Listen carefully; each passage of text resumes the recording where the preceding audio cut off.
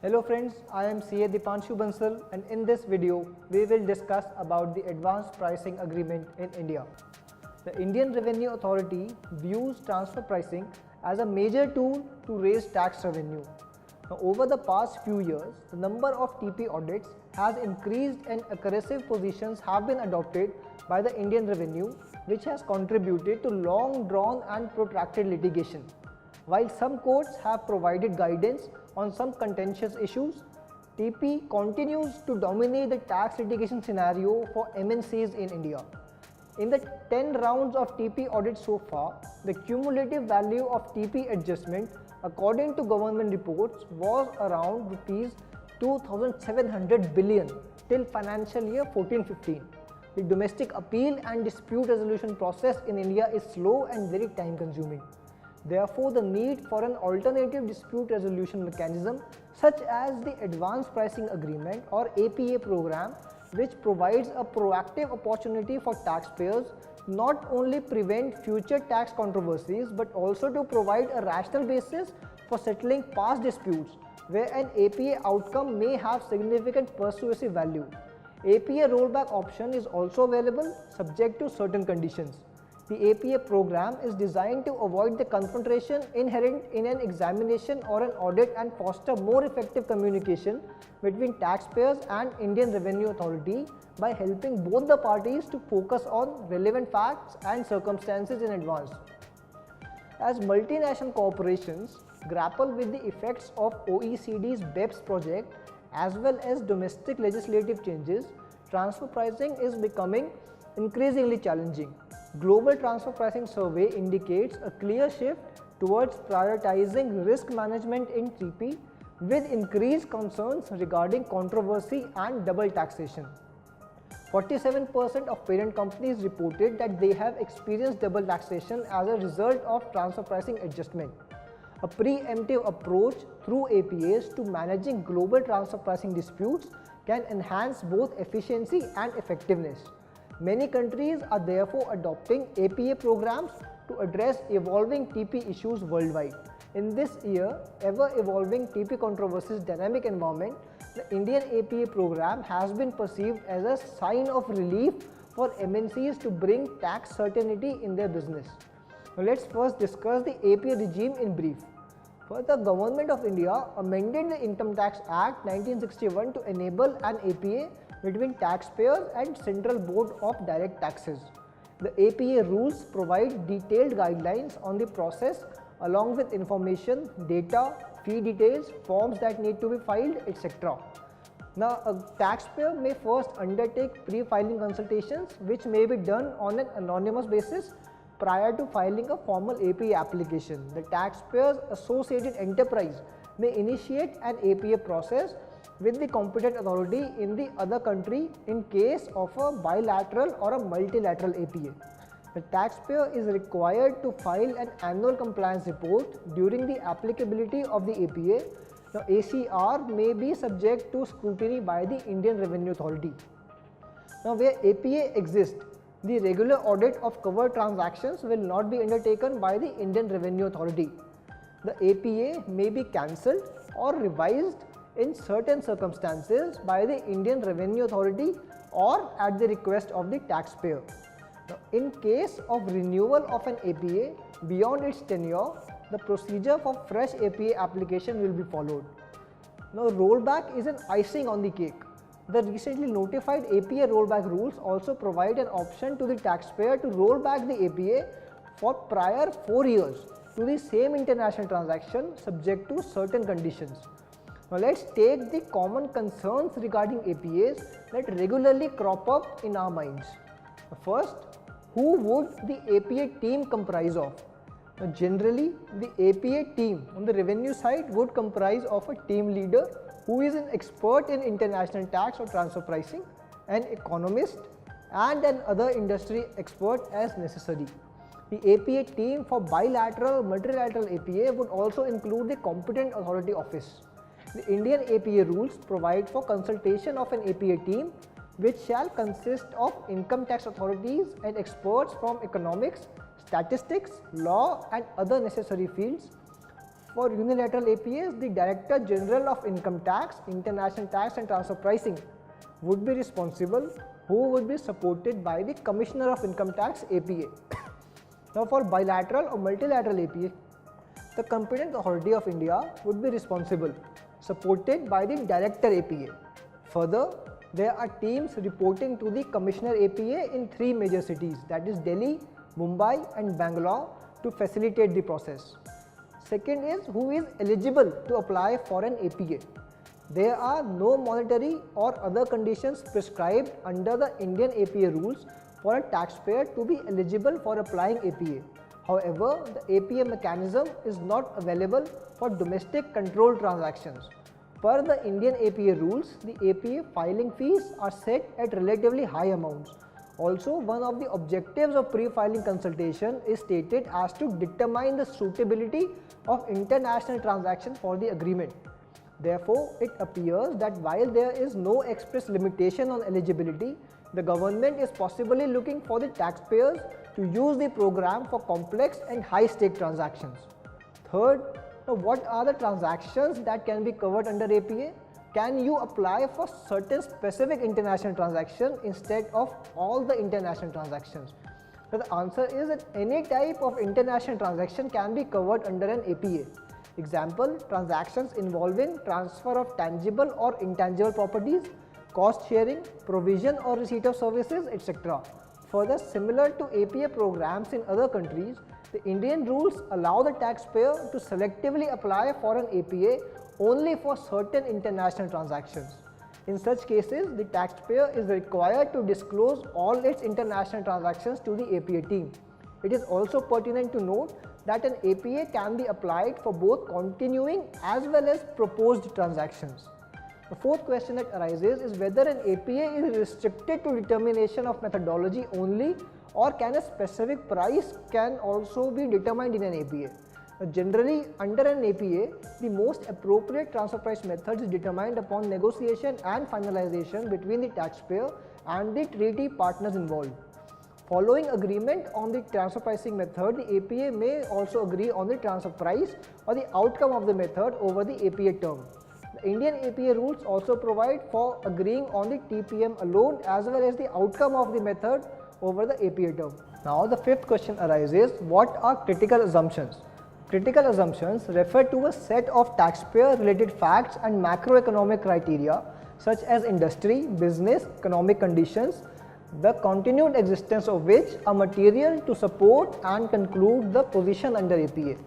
A material change in any of the critical assumptions may result in revision of the APA or may even termination in extreme circumstances.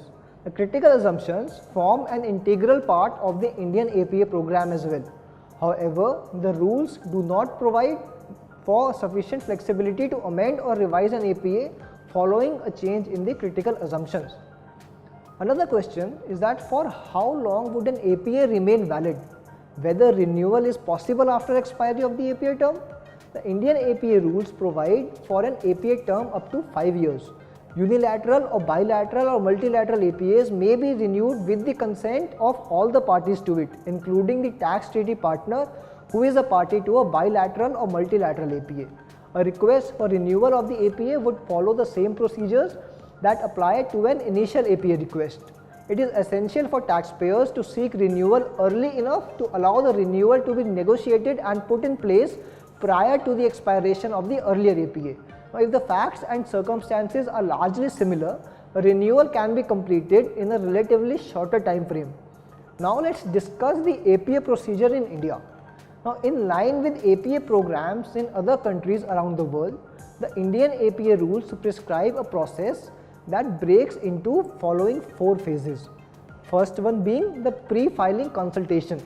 The process for APA would start with pre-filing consultation meeting. The taxpayer can request for a pre-filing consultation meeting which shall be held with the objective of determining the scope of the agreement, understanding the transfer pricing issues involved and examining the suitability of international transactions for an APA. The taxpayer also has an option for applying for a pre-filing consultation on an anonymous basis. This process is non-binding on the taxpayers and the revenue. Now, going by the information required in Form 3CEC for pre-filing consultation, it is clear that the Indian APA program puts a lot of emphasis on this process. It will not only be vital to the APA process but also possibly determine the course of the APA. The second is filing formal APA application. After pre-filing meeting, if the taxpayer is desirous of applying for an APA, an application would be required to be made in the Form 3CED containing specified information.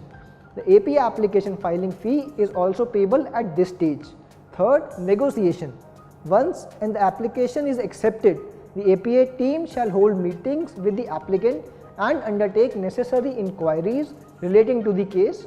Post the discussion and inquiries, the APA team shall prepare a draft report which shall be provided to the competent authority for bilateral or multilateral APA or DGIT for unilateral APA. Fourth phase and final is finalization.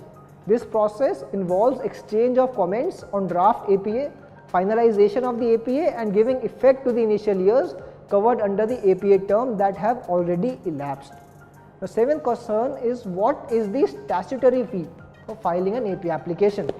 The APA filing fee, that is fee to be paid while filing the formal application, is dependent upon the amount of the proposed covered transactions over the proposed APA term. It is as below, that is INR 1 million for international transaction up to INR 1 billion, rupees 1.5 million for international transaction up to rupees 2 billion and rupees 2 million for international transaction greater than INR 2 billion. However, there is no fee prescribed for the pre-filing consultation process. Now, what key or information is required for filing or negotiating an APA? Can you submit certain key information later, that is during the analysis or negotiation process? Now, in addition to the information required at the pre-consultation stage, documents containing following information among others are required to be filed with the APA submission. First, details of proposed covered transactions. Second, disclosure of other controlled transactions. Third, result of pre-filing discussions sought by the taxpayer. Fourth, transfer pricing background. Fifth, financial statements for past years and forecast and financial projections. Sixth, industry analysis, description of the taxpayer's core activity in the relevant industry. Seventh, business structure, that is description of the main business arrangement within the group of companies to which the taxpayer belongs.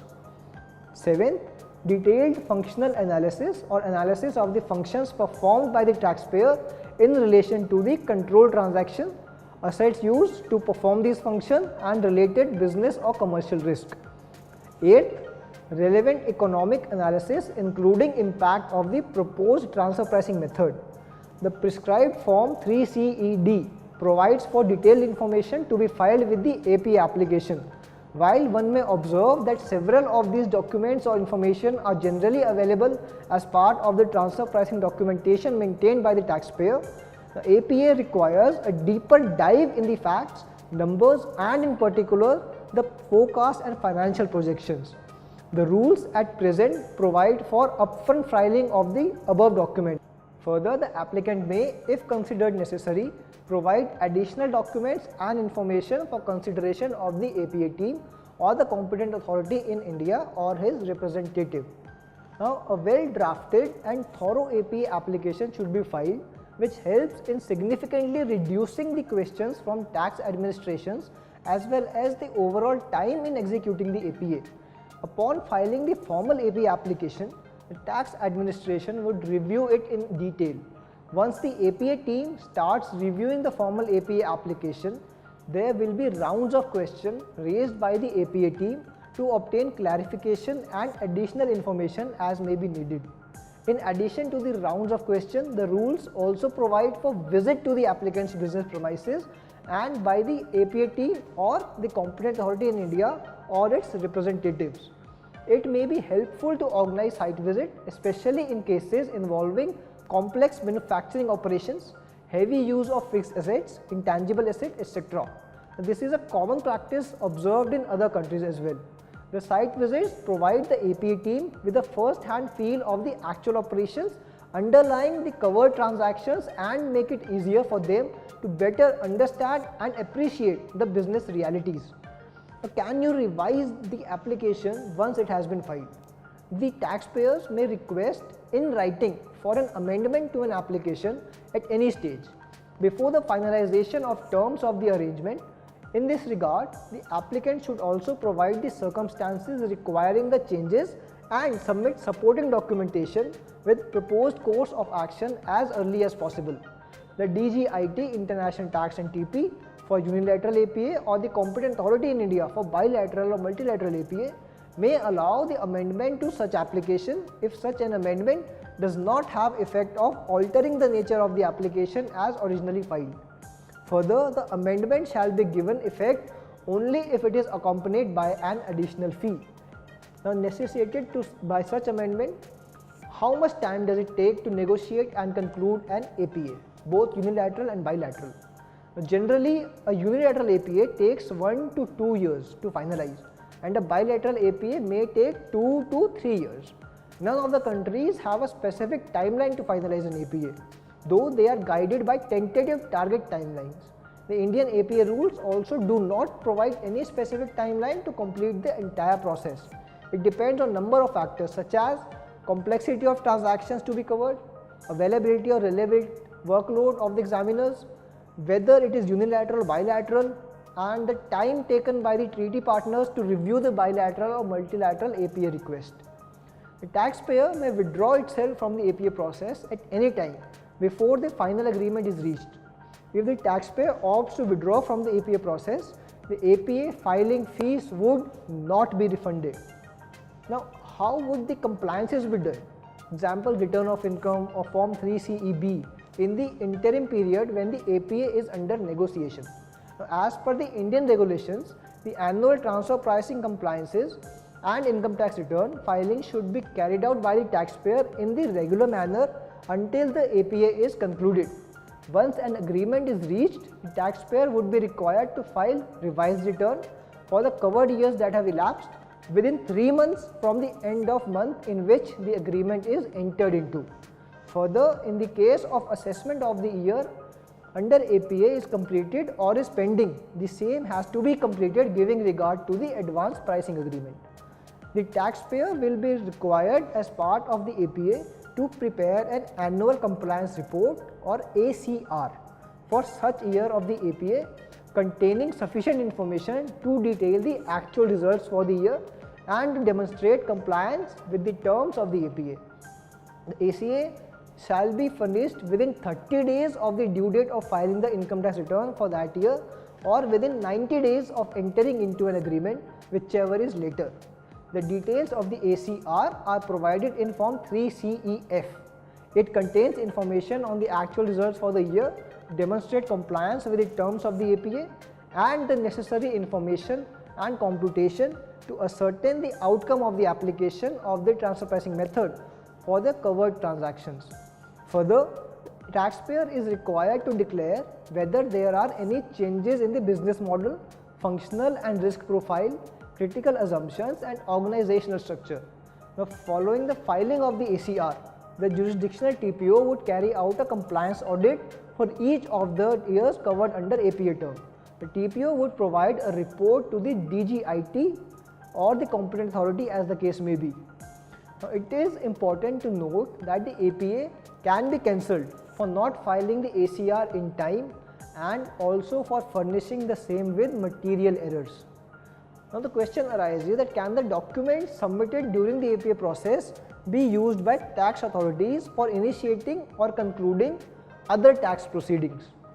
Now, while negotiating APAs, the taxpayers may have to submit sensitive information like future business projections, marketing strategy, audited financials of associated enterprises. Now, in this regard, an interesting aspect of the APA mechanism would be the issue of sharing of information filed by the taxpayer during the APA process by the APA team with the on-field audit officers. In this regard, most developed jurisdictions have rules governing sharing of such information, in the sense that either the sharing of such information is not allowed or only facts can be shared without holding the taxpayer against any analysis submitted during the APA process. However, the Indian APA rules are silent on this aspect. Some clarification in this regard is required from the government in order to allay the tax apprehensions of the taxpayers. Now, whether the confidentiality of information filed during APA process will be maintained. Will the Revenue Department publish details of the APA cases in the public domain? It is highly expected that in order to ensure the success of an APA program, the APA authorities maintain strict confidentiality of taxpayers' data. During the pre-filing stage and subsequently in the APA application, a lot of critical and confidential data are discussed and shared with the APA authorities. In most of the cases, classified information not only for Indian entities but also information pertaining to overseas associated entities may be provided with respect to the margins earned, basis of pricing, etc.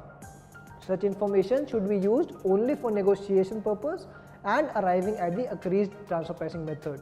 Since APA is a client-specific private agreement between taxpayer and the government of two or more states, the details of the agreement should not be ideally published in the public domain. This is unlike an advance ruling which is published in the public domain. Also, the Indian Income Tax Act provides for maintaining confidentiality of the information which should be respected in this process. Now, although not on case-specific basis, the APA authorities of many countries publish annual reports on APA statistics which can provide guidance to taxpayers.